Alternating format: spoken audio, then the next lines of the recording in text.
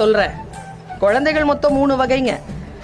ஒன்று, நல்லா படிக்கும், நிறைய மார்க் வாங்கும், புத்திசாலி, அடி வாங்காது, சூப்பராக இருக்கும். அது நம்ம வீட்டில் இருக்காது, பக்கத்து வீட்டில் இருக்கு. 2வது வகை என்ன மாதிரி, திறமைசாலி, ஃபெயில் ஆகாது, பாஸ் பண்ணிடும், நல்லா பேசும், டான்ஸ் ஆடும், பாட்டு பாடும், ப்ரைஸ் வாங்கிட்டு வந்து வீட்டில் கொடுக்கும். அதுவும் உங்கள் வீட்டில் இருக்காது. 3வது ரகம்னு ஒன்று இருக்குது, புளி மூட்டைன்னு பேர். அது படிக்கவும் படிக்காது, ப்ரைஸும் வாங்காது, டான்ஸும் ஆடாது, ஒன்றும் செய்யாது. அந்த மாதிரி குழந்தைகள் நம்ம வீட்டில் தான் இருக்கும். கை தட்டி காட்டி கொடுக்குதுங்க பாரு. அந்த மாதிரி குழந்தை இருக்கின்ற வீடு பாக்கியசாலிகள் கொண்ட வீடு.